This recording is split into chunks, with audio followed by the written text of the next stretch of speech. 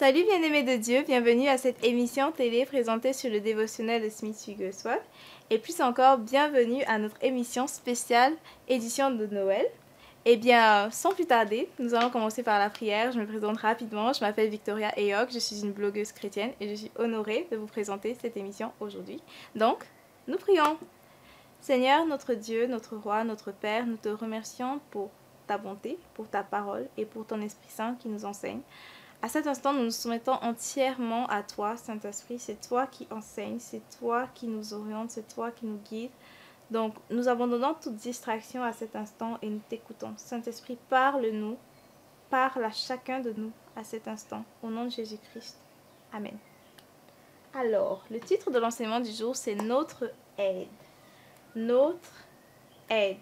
Donc, nous allons lire 1 Corinthiens chapitre 12, verset 3, qui est notre verset clé du jour. Et aussi Jean chapitre 14, du verset 16 jusqu'au verset 31. Donc, nous commençons par 1 Corinthiens chapitre 12, verset 3. C'est pourquoi je vous déclare que nul, s'il parle par l'Esprit de Dieu, ne dit Jésus est anathème, et que nul ne peut dire Jésus est le Seigneur, si ce n'est par le Saint-Esprit. Ça, c'est 1 Corinthiens chapitre 12, verset 3.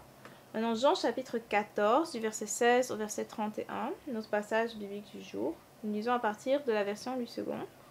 Et moi, je prierai le Père, et il vous donnera un autre consolateur. Donc ici, c'est Jésus qui parle. Et moi, je prierai le Père, et il vous donnera un autre consolateur, afin qu'il demeure éternellement en vous.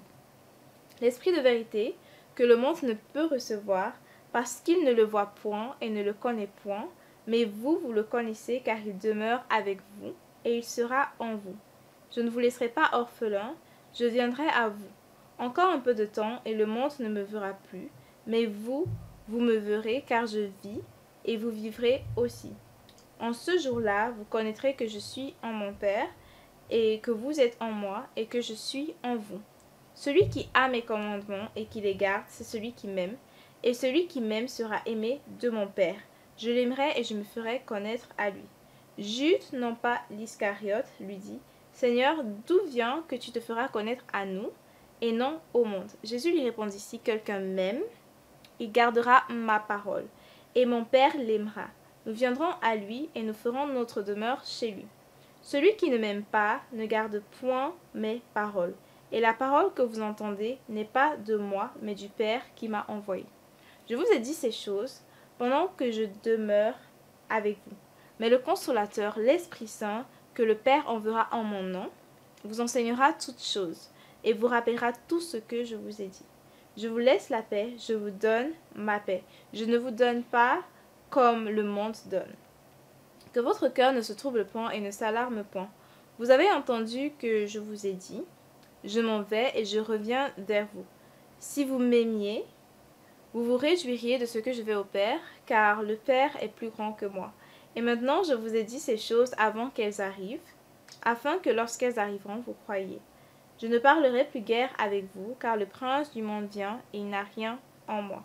Mais afin que le monde sache que j'aime le Père et que j'agis selon l'ordre que le Père m'a donné, levez-vous, partons d'ici.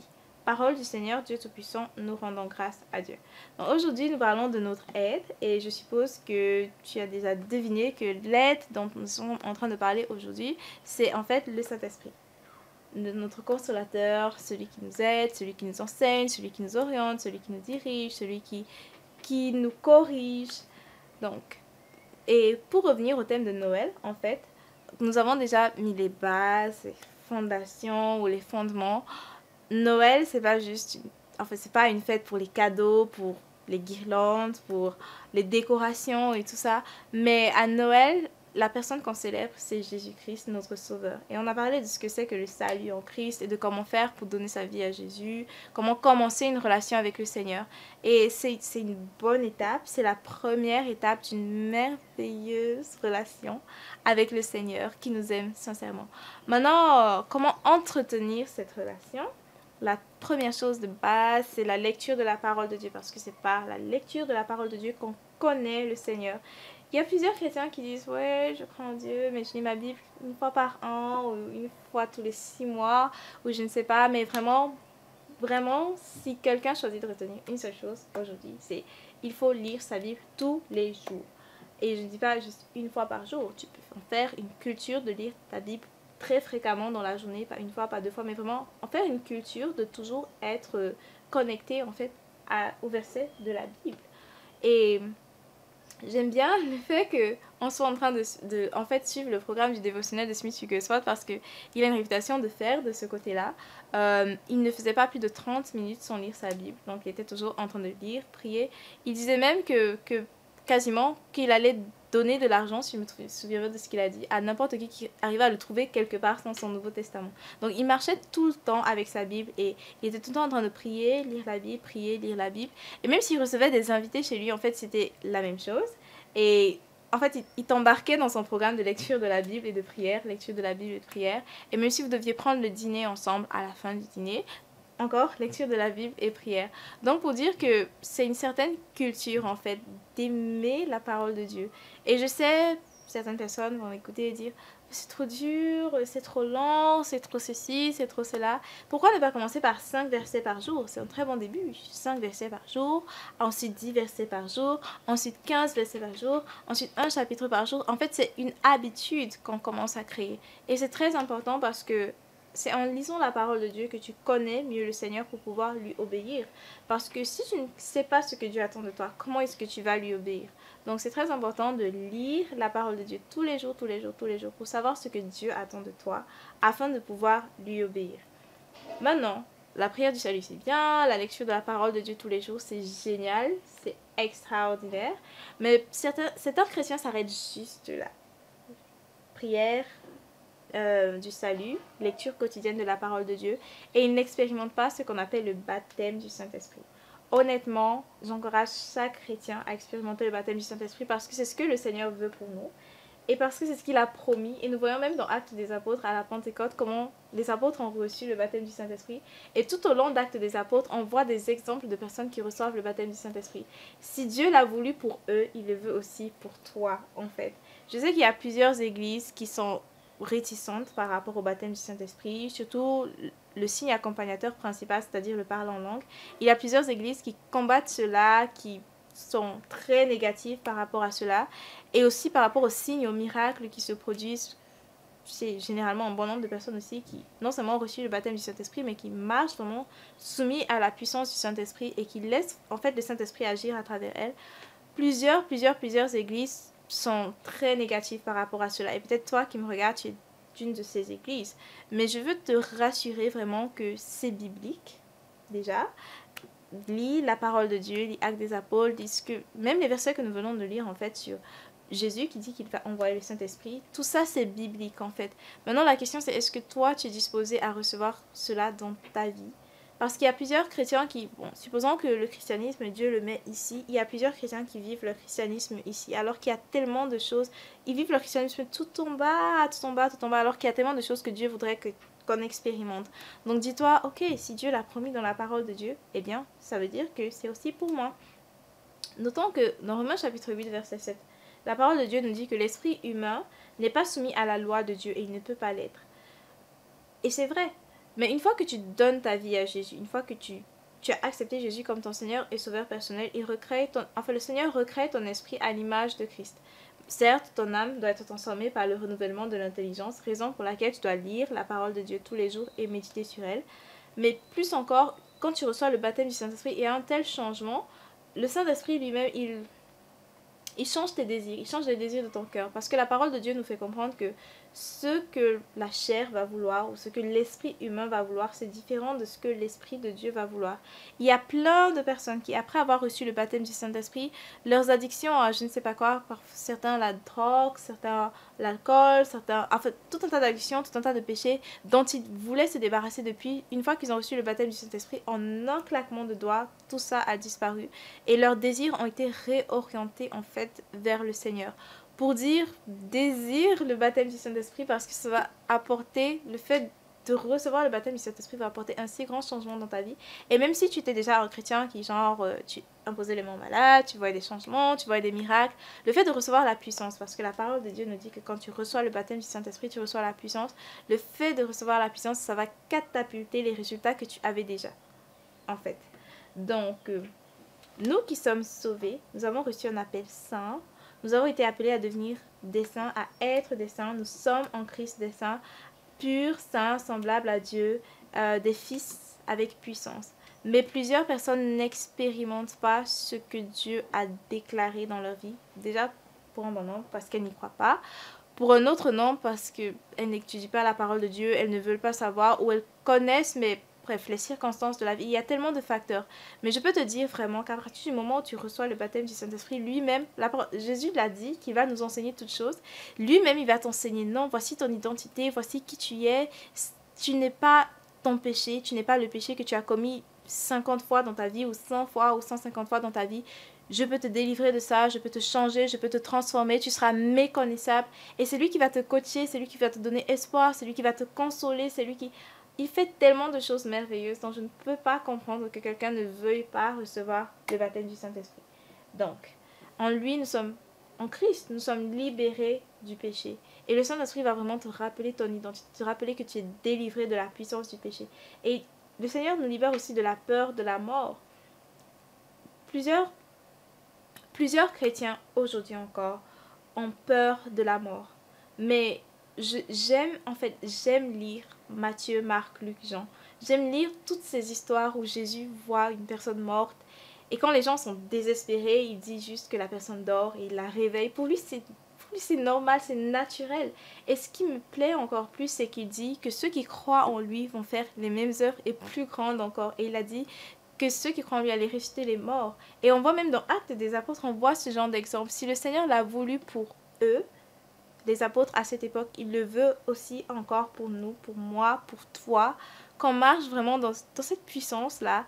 Et je connais des gens au 21e siècle qui, oui, ils ont expérimenté cela, ils ont vu une personne morte, ils ont imposé les mains, ils ont dit réveille-toi, ils ont déclaré la parole de Dieu, au nom de Jésus tu vivras, tu ne mourras pas. Et la personne est restée d'entre les morts. Certains, ça a pris 45 minutes. D'autres, ça a pris 3 heures, 4, 5 heures. Mais l'essentiel, c'est que le Seigneur l'a accompli parce qu'il est fidèle. Donc, je veux vraiment, en fait, stimuler en toi ce désir de croire de façon naïve. Je ne sais pas si je vais dire naïve, mais croire comme un enfant. Croire que ces choses qui sont dans la parole de Dieu, c'est encore possible. Tellement de personnes découragent les chrétiens en leur disant « Mais tu as une foi naïve, tu te prends vraiment pour... En fait, comme un enfant, tu crois à ces choses-là, tu penses vraiment que c'est encore possible. Accepte, en fait, qu'on te voit comme quelqu'un de naïf, comme quelqu'un de crédule. Mais crédule par rapport à quoi? Par rapport à la parole de Dieu. Aie dans ta tête que si Dieu l'a dit, c'est comme ça.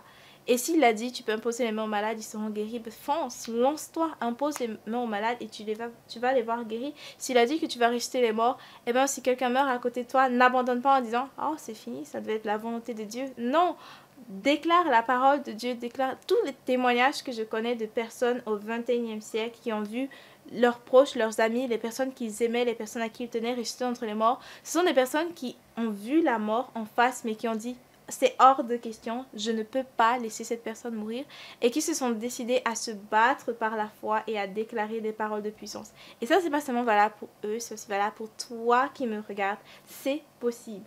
Donc, tu es assis avec Christ dans les lieux célestes.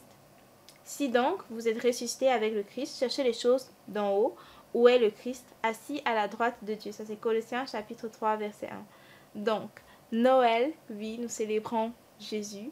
Jésus qui est venu pour nous sauver, mais nous gardons aussi en tête que le salut, ce n'est pas juste une décision de 30 secondes de ta vie où tu fais une courte prière, mais c'est toute une marche avec le Seigneur qui vient de commencer dans ta vie et tu dois rechercher toujours à connaître la parole de Dieu, tu dois la lire au quotidien, tu dois rechercher le baptême du Saint-Esprit et tu dois marcher dans la puissance et les œuvres du Seigneur. Voici donc la citation du jour. Le diable te fait te souvenir du jour où tu as échoué. Il te fait te souvenir du jour où tu as échoué, alors que tu donnerais le monde pour oublier. Mais Dieu a oublié quand il a pardonné. Le diable te fait te souvenir du jour où tu as échoué, alors que tu donnerais le monde pour l'oublier. Mais Dieu a oublié lorsqu'il t'a pardonné. Nous prions. Seigneur, notre Dieu, notre Père, nous te remercions pour tes merveilleuses promesses. Nous te remercions pour ton Esprit Saint qui nous a enseigné, qui nous a édifiés aujourd'hui. Nous te remercions pour tous ceux qui écoutent et qui regardent, qui avaient déjà reçu le baptême du Saint-Esprit. Nous prenons particulièrement, Seigneur, le temps de présenter à toi ceux qui ont reçu le baptême du Saint-Esprit, mais qui qui en entendant cela se sont rendus compte qu'il ou elle ne marchait pas vraiment dans les œuvres, la puissance, dans la direction dans laquelle le Saint-Esprit voudrait qu'ils marchent. Seigneur, nous prions vraiment que tu ravives leur flamme, que tu leur rappelles qui ils sont en Christ, qui elles sont en Christ, et que ces personnes, Seigneur, reçoivent un zèle pour connaître le Saint-Esprit et marcher selon lui. Au nom de Jésus-Christ. Et maintenant, nous prions pour toutes les personnes qui écoutent ceci, qui regardent ceci, qui sont chrétiens, chrétiennes, qui ont donné leur vie à Jésus, mais qui veulent recevoir le baptême du Saint-Esprit. Seigneur, tu es bon et tu es fidèle et tu as dit que tu ne refuserais pas à ceux qui te demandent. Alors maintenant, Seigneur, je joins ma foi à la leur pour qu'ils reçoivent le baptême du Saint-Esprit à cet instant. Donc, nous déclarons, nous croyons, nous demandons, nous déclarons qu'ils reçoivent le baptême du Saint-Esprit à cet instant. Reçois le baptême du Saint-Esprit. Et avant qu'on clôture, à l'instant où tu es là, est vraiment la foi que cette prière que tu as faite, elle est réelle.